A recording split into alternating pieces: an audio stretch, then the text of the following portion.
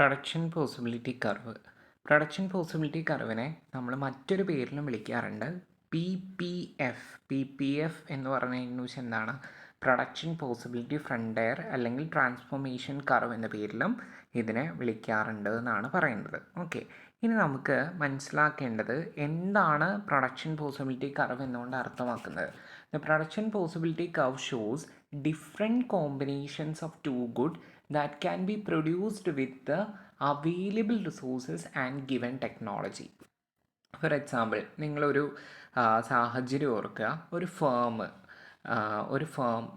ഒരു കമ്പനി, ആ കമ്പനിക്ക് ലഭ്യമായ സാങ്കേതികവിദ്യയും ലഭ്യമായിട്ടുള്ള വിഭവങ്ങളും ഉപയോഗിച്ചുകൊണ്ട് ഉൽപ്പാദിപ്പിക്കാൻ സാധിക്കുന്ന രണ്ട് സാധനങ്ങളുടെ വിവിധ കോമ്പിനേഷനുകളെ കൂട്ടിയോജിപ്പിച്ചുകൊണ്ട് വരയ്ക്കുന്ന ഒരു രേഖ അല്ലെങ്കിൽ ഒരു വക്രം, ആ ഒരു കർവ്, അതിനെയാണ് നമ്മൾ എന്ത് പറയുക? പ്രൊഡക്ഷൻ പോസിബിലിറ്റി കർവ് എന്ന പേരിൽ അറിയപ്പെടുന്നതെന്നാണ് പറയുന്നത്. It shows different possibilities of two goods that can be produced with the available resources and given technology. Okay, clear ആയെന്നാണ് ഞാൻ വിചാരിക്കുന്നത്.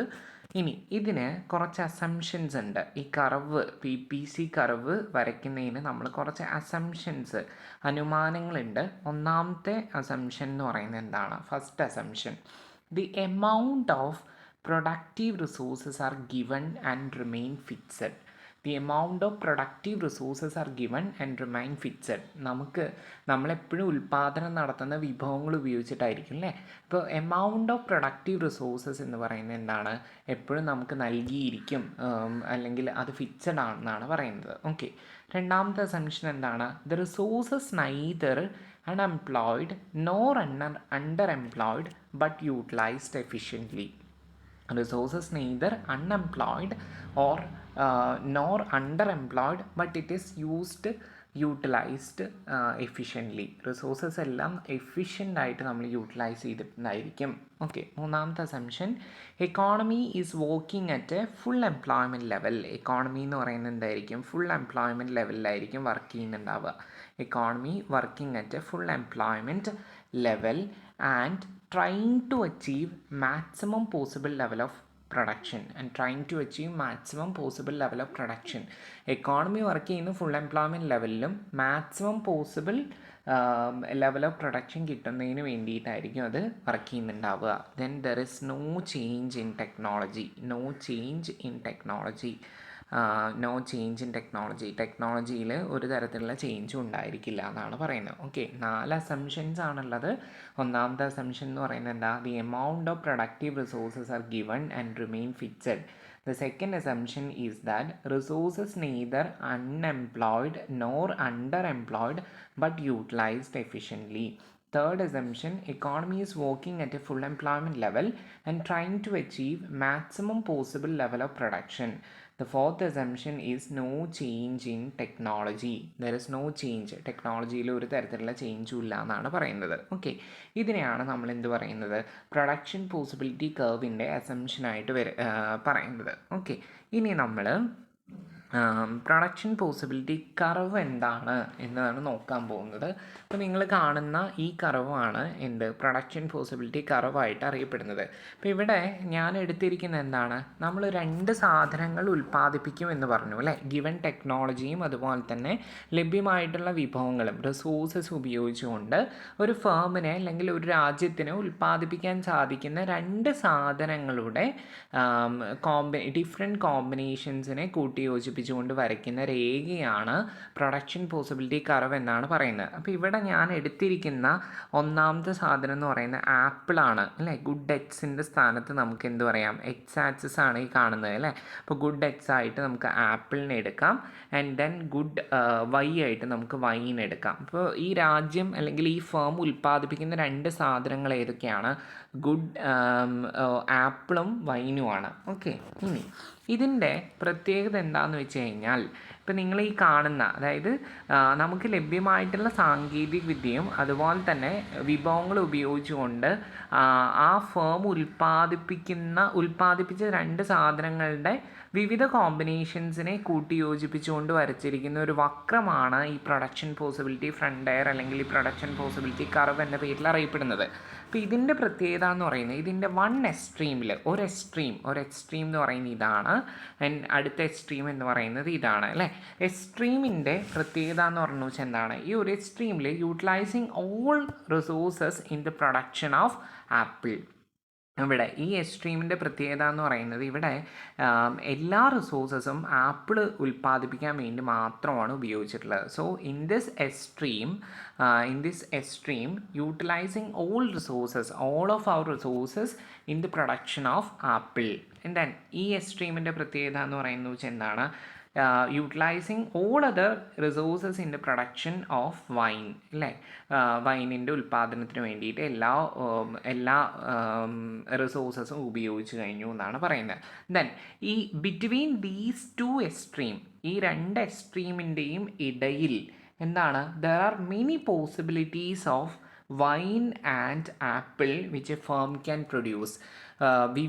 വിവിധ കോമ്പിനേഷൻസിലുള്ള, അതായത് ഈ രണ്ട് എക്സ്ട്രീമിൻ്റെ ഇടയിൽ ആ ഫേമിന് വിവിധ കോമ്പിനേഷനുകളിലുള്ള വൈനും ആപ്പിളും ഉൽപ്പാദിപ്പിക്കാൻ സാധിക്കും എന്നാണ് പറയുന്നത്. ദെൻ ഇനി ഇപ്പോൾ വിവിധ കോമ്പിനേഷനുകളിലുള്ള വൈനും ആപ്പിളും ആ ഫേം ഉൽപ്പാദിപ്പിച്ചു എന്ന് വിചാരിക്കുക. അങ്ങനെയാണെന്നുണ്ടെങ്കിൽ by joining all these points we can derive production possibility curve. ഇപ്പോൾ ഇവിടെയും എന്ത് ചെയ്യുന്നുണ്ട്, ഇവിടെയും ഒരു quantity of wine and apple നമുക്ക് കാണാൻ സാധിക്കും. ഇവിടെയും നമുക്ക് കാണാൻ സാധിക്കും. ഈ പോയിൻറ്റ് എയിൽ കാണാൻ സാധിക്കും, ബിയിൽ കാണാൻ സാധിക്കും, സിയിൽ കാണാൻ സാധിക്കും. ഇങ്ങനെ വിവിധ കോമ്പിനേഷനുകളുള്ള ഈ കോമ്പിനേഷൻസിനെ, അതായത് രണ്ട് സാധനങ്ങളുടെ വിവിധ കോമ്പിനേഷനുകൾ ലഭ്യമായിട്ടുള്ള സാങ്കേതിക വിദ്യയും അതുപോലെ തന്നെ എന്താണ്, ലഭ്യമായ സാങ്കേതികവിദ്യയും വിഭവങ്ങളും ഉപയോഗിച്ചുകൊണ്ട് ഒരു ഫേം ഉൽപ്പാദിപ്പിക്കുന്നു. അപ്പോൾ അതിനെ മൊത്തമായിട്ട് കൂട്ടി യോജിപ്പിച്ചുകൊണ്ട് വരയ്ക്കുന്ന കർവാണ് പ്രൊഡക്ഷൻ പോസിബിലിറ്റി കർവ് എന്ന പേരിൽ അറിയപ്പെടുന്നത്. ഓക്കെ, അപ്പോൾ ഈ കർവ്, ഈ ABC ഈ പോയിന്റുകളെ കൂട്ടി യോജിപ്പിച്ചുകൊണ്ട് വരച്ചിരിക്കുന്ന ഈ കർവിനെയാണ് നമ്മൾ എന്ത് പറയുക, പ്രൊഡക്ഷൻ പോസിബിലിറ്റി കർവ്, അല്ലെങ്കിൽ പ്രൊഡക്ഷൻ പോസിബിലിറ്റി ബൗണ്ടറി, അതല്ലെങ്കിൽ പ്രൊഡക്ഷൻ പോസിബിലിറ്റി ഫ്രണ്ടയർ, ഇനി ഇതും അല്ലെങ്കിൽ ട്രാൻസ്ഫോർമേഷൻ കർവ് എന്ന പേരിൽ അറിയപ്പെടുന്നതെന്നാണ് പറയുന്നത്. So all these boundary points within and boundary of the production possibility curve is attainable combinations ആണ്. ഫോർ എക്സാമ്പിൾ ഇവിടെ നോക്കിയേ നിങ്ങൾ, ഇവിടെ നോക്കൂ, നമ്മളിപ്പോൾ ഇവിടെ കണ്ടിരിക്കുന്ന എന്താണ്, ഈ പോയിൻറ്റിൻ്റെ ഈ ഒരു ബൗണ്ടറി, ഈ ഒരു ഗ്രീൻ, ഈ ഒരു ലൈൻ എന്ന് പറയുന്നത് ABC ഈ പോയിൻറ്റുകളെ കൂട്ടി യോജിപ്പിച്ചുകൊണ്ടിരിക്കുന്ന ഈ കർവാണ് പ്രൊഡക്ഷൻ പോസിബിലിറ്റി കർവ് എന്ന് പറയുന്നത്. അപ്പോൾ ഈ പ്രൊഡക്ഷൻ പോസിബിലിറ്റി കർവിൻ്റെ ഈ ഫ്രണ്ടയറിൻ്റെ ഉള്ളിലുള്ള പോയിൻറ്റുകളും അതുപോലെ തന്നെ ഫ്രണ്ടയറിലുള്ള പോയിൻറ്റുകളും ആർക്ക് അറ്റൈനബിൾ ആണ്, ഈ പ്രൊഡ്യൂസർക്ക് അറ്റൈനബിൾ ആണ് എന്നാണ് പറയുന്നത് അല്ലേ. അപ്പോൾ നോക്കിയേ, the points on the PPC എന്ന് പറയുന്നത് ഈ ABC ഈ പോയിൻറ്റുകളാണ്. Points on the PPC is the efficient utilisation of resources. ഇവിടെ റിസോഴ്സസിൻ്റെ എഫിഷ്യൻറ്റ് യൂട്ടിലൈസേഷൻ നമുക്ക് കാണാൻ സാധിക്കുന്നതാണ് പറയുന്നത്. So the production of one good that can be increased only by decreasing the resources from the production of other good. Okay, the production of one good that can be increased only by decreasing the resources from the production of other good. ഇപ്പോൾ നോക്കിയേ, ഇവിടെ point A എന്ന് പറയുന്നത്, ഈ A പോയിൻറ്റിൽ ഇപ്പോൾ ഒരു നിങ്ങൾ വിചാരിക്കുക 8 യൂണിറ്റ് ഓഫ് വൈനും 4 യൂണിറ്റ് ഓഫ് ആപ്പിൾ ഉൽപ്പാദിപ്പിക്കുന്നുണ്ട് എന്ന് വിചാരിക്കുക. അപ്പോൾ നമ്മൾ B പോയിൻറ്റിലേക്ക് വരുമ്പോൾ അയാൾക്ക് എന്ത് ചെയ്യേണ്ടി വരും, ഈ പ്രൊഡ്യൂസർക്ക് എന്ത് ചെയ്യേണ്ടി വരും, 2 യൂണിറ്റ് 6 യൂണിറ്റ് ആപ്പിൾ ഉൽപ്പാദിപ്പിക്കാൻ വേണ്ടിയിട്ട് അയാൾക്ക് എത്ര യൂണിറ്റ്, 2 യൂണിറ്റ് ഈ 8 ഉൽപ്പാദിപ്പിച്ചിരുന്ന വൈൻ 8 ഉൽപ്പാദിപ്പിച്ചിരുന്ന സമയത്ത് പിന്നെ മൂപ്പർക്ക് 6 മാത്രമേ ഉൽപ്പാദിപ്പിക്കാൻ സാധിക്കുള്ളൂ.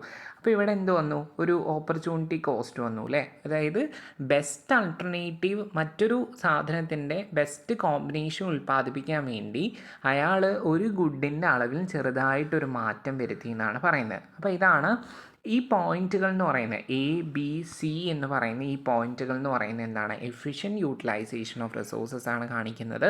ഇവിടെ ഒരു സാധനത്തിൻ്റെ അളവിൽ ചെറിയൊരു വർധന വരുത്തണം എന്നുണ്ടെങ്കിൽ ഉൽപ്പാദിപ്പിക്കുന്ന മറ്റേ സാധനത്തിൻ്റെ അളവിൽ എന്ത് ചെയ്യണം? നേരിയ മാത്രയിൽ ഒരു കുറവ് വരുത്തണം എന്നാണ് പറയുന്നത്. ഓക്കെ, ഇനി points within the P P C ആണെങ്കിലോ, പി പി സിക്ക് ഉള്ളിലുള്ള പോയിന്റുകളാണെങ്കിൽ, ഫോർ എക്സാമ്പിൾ ഇവിടെ ഡി എന്ന് പറയുന്ന പോയിന്റ്, ഈ പോയിന്റിൻ്റെ പ്രത്യേകത എന്താ? ഇത് ഇൻഎഫിഷ്യൻറ്റ് പോയിന്റ് ആണ്, അതായത് ഇൻഎഫിഷ്യൻറ്റ് യൂട്ടിലൈസേഷൻ ഓഫ് റിസോഴ്സസ് ആണ്. Then resources remains under utilised inside the production boundary. ഇവിടെ റിസോഴ്സസ് അണ്ടർ യൂട്ടിലൈസ്ഡ് ആണെന്നാണ് പറയുന്നത്. ഓക്കെ, ഇത്രയും കാര്യങ്ങളാണ് പി പി സി കർവുമായിട്ട് നമുക്ക് മനസ്സിലാക്കാനുള്ളത്. ഇനി ഇതിൻ്റെ പുറത്ത് എഫ് എന്ന് പറയുന്ന പോയിന്റ്, ഈ എഫ് എന്ന് പറയുന്ന പോയിന്റ് ഉൽപ്പാദിപ്പിക്കാൻ ആവശ്യമായിട്ടുള്ള റിസോഴ്സസ് അവിടെ ഉണ്ടോ? ഇല്ല. അപ്പോൾ ഇതെന്താണ്? ഇയാൾക്ക് റിസോഴ്സസ് അവിടെ ഇല്ല. സോ ഇറ്റ് ഈസ് അൺഅറ്റൈനബിൾ അല്ല, അയാൾക്ക് അൺഅറ്റൈനബിൾ ആണെന്നാണ് പറയുന്നത്. സോ ഇമ്പോസിബിൾ ടു പ്രൊഡ്യൂസ് ആണ് എഫ് എന്ന് പറയുന്ന പോയിന്റ് എന്നാണ് പറയുന്നത്. ഓക്കെ, ഇനി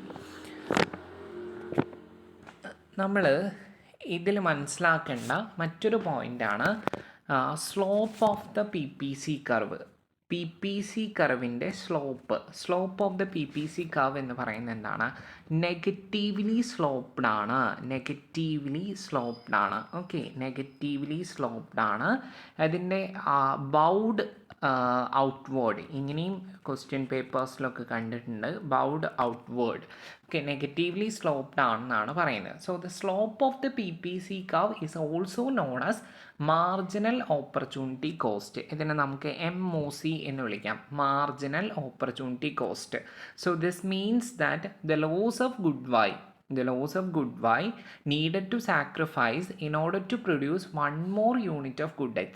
ഒരു യൂണിറ്റ് ഗുഡ് എക്സ് ഉൽപ്പാദിപ്പിക്കാൻ വേണ്ടി ഒരു unit amount of good Y എന്ത് ചെയ്യണം? അയാൾക്ക്, ഒരു പ്രൊഡ്യൂസർക്ക് നഷ്ടപ്പെടുത്തേണ്ടതായിട്ട് വരും എന്നാണ് പറയുന്നത്. അപ്പം നമ്മൾ ഇതിനെ delta Y by delta X എന്ന് പറയുന്നൊരു ഡിനോമിനേഷനിൽ നമുക്ക് എക്സ്പ്രസ് ചെയ്യാൻ പറ്റും എന്നാണ് പറയുന്നത്. So the slope of the P P C curve is negatively sloped and it is bowed outward. At the same time എന്ത് ചെയ്യണം? The slope of the P P C curve is also known as the marginal opportunity cost. Okay, then ഇനി moving from the left to right on P P C curve, the slope also increases. ഇത്രയും കാര്യങ്ങൾ എന്ത് ചെയ്യുക? മനസ്സിലാക്കി വയ്ക്കുക. അപ്പോൾ നമുക്ക് ഒരു വട്ടം കൂടെ നോക്കാം. പി പി സി കർവ് എന്ന് പറയുന്നത് എന്താണ്? The production possibility curve is also known as the production possibility frontier, production possibility boundary, അതേപോലെ തന്നെ എന്താണ്? ട്രാൻസ്ഫോർമേഷൻ കർവ് എന്ന പേരിലൊക്കെ അറിയപ്പെടുന്നു. It shows the different combinations of the two good that can be produced with available resources and given technology.